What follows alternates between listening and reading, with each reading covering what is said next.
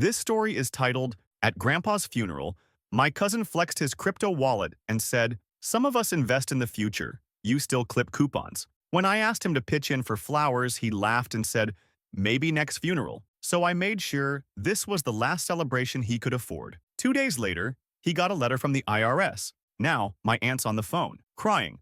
What did you do? I'm writing this from a booth in a 24-hour diner 2 towns over because I couldn't go back home after what happened. It's 3:17 a.m. My suit jacket still smells like lilies and cheap cologne, and my hands are shaking from caffeine and rage. I never thought I'd lose it at my grandpa's funeral, but I guess you can only take so many punches before you throw one back. It started simple. Grandpa Ray passed last week. Quiet, no drama, just slipped away in his sleep at 89. He was the only one in the family who didn't make me feel like a disappointment. He taught me how to fix a lawnmower, how to cook scrambled eggs right, how to stay quiet when someone's yelling just to hear their own voice. He was solid. So when they asked me to help coordinate the flowers and programs for the service, I said yes. I had no idea it would turn into the emotional demolition derby it did. The funeral was yesterday afternoon at St. Vincent's. Full Catholic service, incense, organ, the whole deal. Everyone showed up. I hadn't seen some of them in years. Aunt Judy was in her teal power suit, clutching rosary beads like they were grenades. My mom was already crying before the procession started, and my dad looked like he'd rather be anywhere else. And then there was Connor, my cousin, 29, crypto bro, walking in like he owned the place in sunglasses and Yeezys. Connor's always been the one who made it. According to family lore, he dropped out of college, bought Ethereum in 2015, and now consults while living in a loft downtown with a cat named Tesla. He hasn't spoken to me in over a year, but the moment he walked in, he made a beeline for the front row like he was the grieving heir. During the reception, he strutted around like he was doing a TED Talk, showing people his crypto wallet app like it was a newborn. I was by the drink table when I asked him, casual as hell, hey, you want to chip in for the flowers? They were like $300. He looked at me over the rim of his overpriced sunglasses and goes, maybe next funeral, and laughed. Full laugh. Like belly laugh. Then added, some of us invest in the future. You still clip coupons, right? Something in me cracked right there. I didn't say anything at first, just walked off. But my jaw was locked and my chest was burning. I watched as he bragged about his NFT portfolio to my mom, who doesn't know how to open a PDF. I watched as he hugged grandma like he was the prodigal son, then turned to me and smirked. And I started thinking, not just about Connor, but about all the times I've been the family errand boy, the IT guy, the quiet one, the one who stayed, the one who gave. And the way people like Connor, loud, shiny, selfish, always got the applause. That's when the plan started forming. 2 days later, he got a letter from the IRS. And now my Aunt Judy's on the phone sobbing, what did you do? I didn't mean for it to escalate this fast. Okay, maybe I did. A little. But let me back up, because if I'm being honest, this wasn't just about Connor. It was about years, decades, of being overlooked, ignored, made to feel like I was just some sad footnote to the real success stories in the family. Connor was just the loudest version of all of it. He and I used to be close once, like sharing Game Boys close. We used to sit on Grandpa Ray's porch drinking lukewarm sodas and talking about what we'd do when we were rich. I said I'd buy Grandpa a new truck. Connor said he'd buy a condo in Tokyo and never look back. Well, he kept that energy. I didn't. What changed? I don't know. Maybe it was the money. Maybe it was when Connor's crypto stuff blew up and suddenly he was the one everyone quoted at dinner, even though he never paid for a damn thing. Maybe it was when my parents started asking me to drive them to appointments because Connor's too busy, even though he literally posts gym selfies every morning at 11 a.m. Anyway, back to the funeral. After the maybe next funeral comment, I went into the church's little office area and sat down, not to cool off, to log in. See, what Connor didn't know is that a few months back, he got lazy. He borrowed my laptop during a family reunion to check something real quick and forgot to log out of one of his email accounts. I didn't touch it then, I swear, but I remembered. And this time, sitting in that dusty office, heart pounding, I opened the laptop I'd brought with me to play the photo slideshow. He was still logged in. That's when I saw it. A full email thread between Connor and some client, except it was clear from context that this wasn't some legal crypto business. It was sketchy as hell. Connor had been coaching people on how to minimize tax visibility using offshore wallets. He was using euphemisms like privacy routing and load balancing, and literally had a Google Doc titled, Don't Open on Shared Drive. I didn't even need to dig that far. It was sloppy. It was arrogant. It was so Connor. I took screenshots, saved attachments, copied everything to a secure folder I named Future Man, because I'm petty like that. I didn't send it anywhere. Not yet. I just wanted the power, the leverage, the knowledge that, for once, he couldn't laugh me off. But later that night, I had a moment. A real one. I was alone in my room, holding Grandpa's old watch, the one he'd left me in his will. I thought about how Connor hadn't even mentioned Grandpa in his speech at the reception, just talked about legacy and investments. That's when I sent the folder. Anonymous tip, IRS whistleblower form. It took 15 minutes. 2 days later, Connor got the letter. Update 1. Okay, South update time. It's been 48 hours since the IRS letter landed in Connor's mailbox, and if I thought the fallout would be quiet, yeah, I'm a fool. The chaos came fast, loud, and in waves. The first clue something had hit was when I got added to a group text I didn't recognize. Just said, family emergency. Bold of them to use that word like they hadn't been ignoring my calls for months. I didn't respond. Just sat back and watched the panic unfold like a spectator at a family opera. Connor texted once, directly, just, "What did you do?" No question mark. Just that. Like a threat. And a plea rolled into one. But it wasn't until Aunt Judy called me, sobbing, that I realized just how deep the knife had gone. "Connor got a letter," she said, like I didn't already know. "They're auditing him. He might owe thousands. He says someone tipped them off. Do you know anything about this?" Now, I could have played dumb, could have acted shocked, but I was still sore from the way she hugged Connor at the funeral, like he'd been the one wiping Grandpa's mouth when he couldn't swallow, the one who showed up to mow the lawn or refill his meds. That was me. Always me. So I just said, maybe next audit. She went dead silent. Then, "You ruined his life." And I laughed. I couldn't help it. I actually laughed so hard I had to mute the phone. Because let me be clear, Connor still drives a Tesla. He's not ruined. He's uncomfortable for the first time in years. And no one in this family knows how to handle him not being on top. That's when the real anger started. Suddenly, I was the problem. Not the fact that he's been bragging about tax evasion in open emails. Not that he laughed at Grandpa's funeral like it was a frat mixer. No, I was the threat, because I broke the illusion. My mom called next.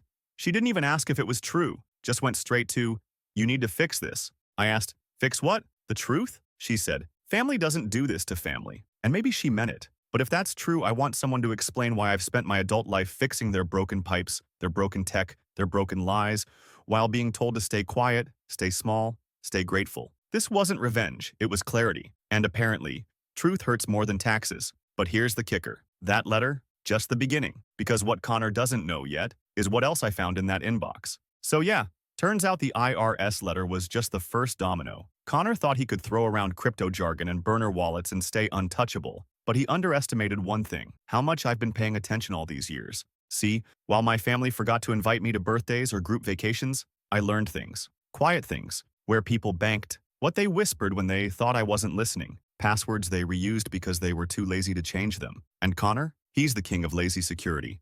I'd copied that email thread for the IRS tip-off, but I didn't stop there. I still had access. I went deeper. Let me paint you a picture of the digital trail Connor left behind. Unfiled tax earnings going back 3 years, emails bragging to friends about avoiding KYC regulations, a private message exchange with a guy literally named Blazed ETH about selling influencer tokens that didn't even exist. And then, this was the one that made my jaw drop, a series of PayPal and Venmo receipts to someone named Ava. Not unusual until I clicked through the PDF bank summaries he stupidly left stored in his Google Drive. There were thousands gone, monthly. Ava wasn't just a friend. She was, well, let's just say, subscription-based companionship. I almost pitied him. Almost. But here's where it twisted into something colder. I realized most of that money wasn't even his. A bunch of it came from a family investment pool Grandpa Ray had set up years ago, meant for emergencies. For everyone. Something Connor got access to after Grandpa died because he said he'd handle the crypto part. Guess who never saw a dime from that account? Guess who found screenshots of the wire transfer logs labeled Grandpa Fund, Cold Wallet, FTX? Gone. All of it. Disappeared before FTX crashed and burned. That night, I wrote an email. Not to the IRS. This time, IBCC'd my mom, Aunt Judy, and Uncle Carl. No words. Just an attached PDF titled Connor's Legacy. Within an hour, my mom called. This time, no anger. Just disbelief. She said, "Where did you get this?" I said, "From your favorite nephew's vault of dumbassery." Then I hung up. Connor still hadn't said anything directly since the "What did you do?" message, but I knew he was scrambling. Knew the walls were closing in. My brother texted me a meme about popcorn, but I wasn't done yet, because there was one more thing in that inbox. An application for a mortgage, falsified income, crypto assets listed as collateral. He was trying to buy a house, and thanks to me, that house is slipping right through his fingers. Okay, so remember that mortgage application I mentioned? The one where Connor listed projected crypto income as verifiable assets? Yeah, That's what took everything from a family squabble to a full-blown financial implosion. The house he was trying to buy wasn't just a condo or some tiny fixer-upper. Nah, this was a 3-story modern glass box up in the hills, full skyline view, gated community, listed at $1.8 million. Because of course it was. Connor always said, if you're gonna flex, flex high. He'd already told half the family it was basically a done deal. Sent photos in the group chat of the balcony and said, imagine 4th of July fireworks from here. I'd smiled and nodded at the time. Played the dumb cousin. But the minute I saw those mortgage docs in his inbox, half of them photoshopped, the other half laughably vague, I knew exactly how fragile this dream was. It wasn't even hard. I sent one anonymous tip to the lender's fraud department with the subject line, applicant has pending IRS investigation and misrepresented assets. Included screenshots. Left it at that. By Tuesday afternoon, Connor posted a cryptic story on Instagram. Just a black screen and the word betrayal. I choked on my coffee. By Wednesday, the house listing was back online. And by Thursday, I got a call from a number I didn't recognize. I almost didn't answer, but curiosity won. It was Connor's fiancée. Yes, fiancée. Didn't even know he had one. Apparently, they were supposed to soft launch their engagement with that house. Her name's Erin, she's a real estate agent, and her voice was ice. She asked, real calm, real measured, why would you destroy someone's future like this? I said, you mean someone who stole from Grandpa's fund and committed mortgage fraud? That's someone. She was quiet for a second. Then she just whispered, you're right, and hung up. Guess the soft launch turned into a full-on breakup, because the next morning Connor's socials were scrubbed. No engagement posts, no couple goals.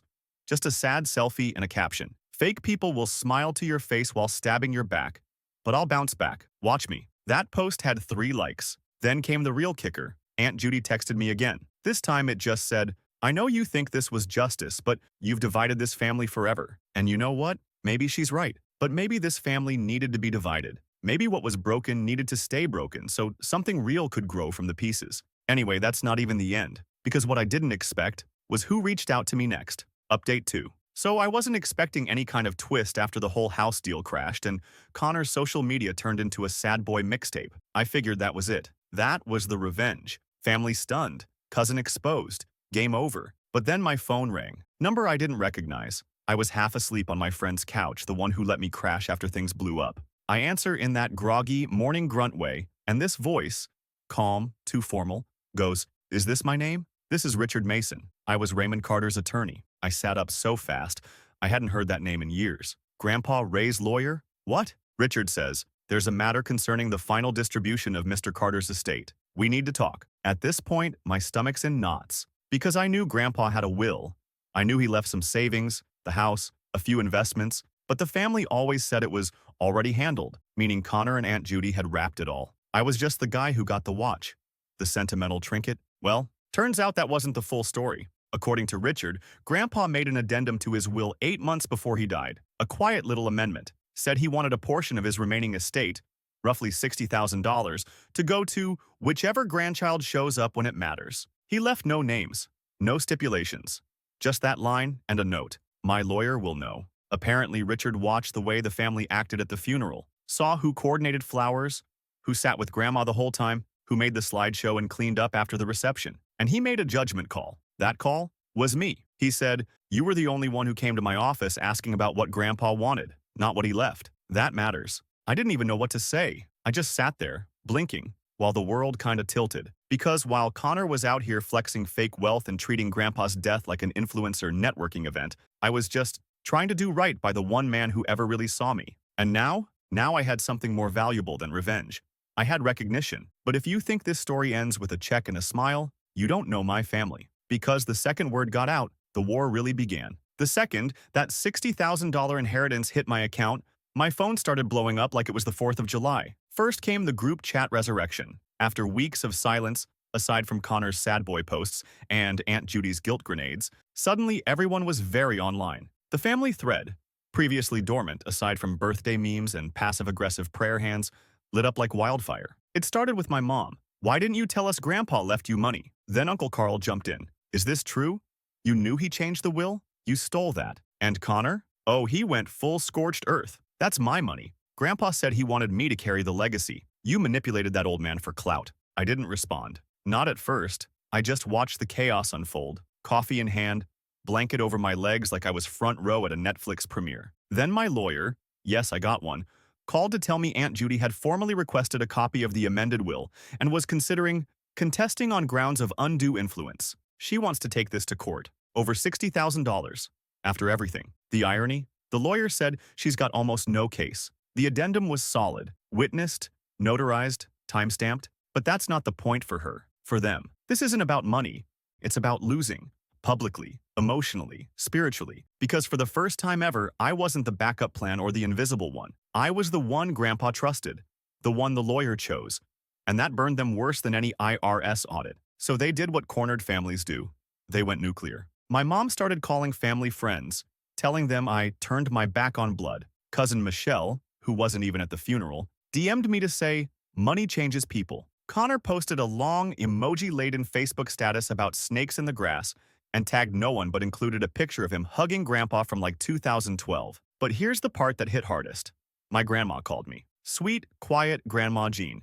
She was crying. She said, I don't care about the money. I just don't want this to be how the family falls apart. And for a second, I almost caved. Almost offered to split the money. Almost believed that I was the problem. Then I remembered every birthday they skipped. Every holiday I spent alone. Every time they told me I was lucky to even be included. This wasn't about destroying the family. This was about finally stepping out from under their feet. So I told Grandma, gently, I didn't break the family. I just stopped pretending it wasn't already broken. She didn't say anything for a long time. Then she whispered, I always knew he left that for you, and hung up. So here we are, a month since Grandpa's funeral, 3 weeks since the IRS lit Connor's crypto empire on fire, 2 since I got the inheritance, 1 since my family decided I was the villain in a story I never even asked to be part of. I thought it would end here, with them stewing in their group chat, me holding a check they'll never touch, and Connor posting delusional affirmations like, a king doesn't explain himself to peasants. But then, I remembered the login. Back before everything imploded,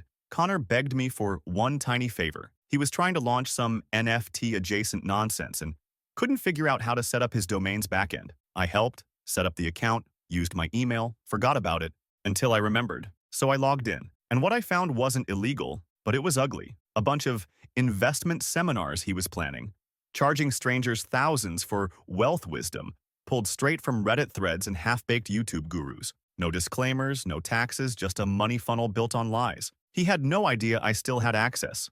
So I did what any disrespected, gaslit, scapegoated, underestimated cousin would do. I forwarded the plans to every single person who had registered. Subject line, before you lose your money. Then I shut the whole site down, and I left one message on the landing page. Invest in integrity, start with yours. Then I deleted the admin access, burned it to the ground. And here's the best part, I didn't tell anyone. Not my mom, not the group chat, not even my lawyer. I just sat back, drank my coffee, and watched Connor unravel in real time. The Instagram meltdown, the sudden silence, the eventual reactivation of his LinkedIn, now listing freelance consultant instead of founder. It's poetic. This wasn't about revenge anymore, not really. It was about closure. It was about being done. Because when you grow up thinking your value is tied to how much you tolerate, it takes a long time to realize that saying no isn't cruel. It's survival. So I moved out of my friend's place, got a small apartment, nothing fancy, just mine, paid the deposit with Grandpa's money, framed a photo of him, one where he's laughing, eyes crinkled, holding a can of Diet Coke in his old recliner. Put it by the window. I haven't heard from Connor. I don't expect to, but if he ever calls, I'll answer with exactly what he said at the funeral. Maybe next time. Only now, there won't be one.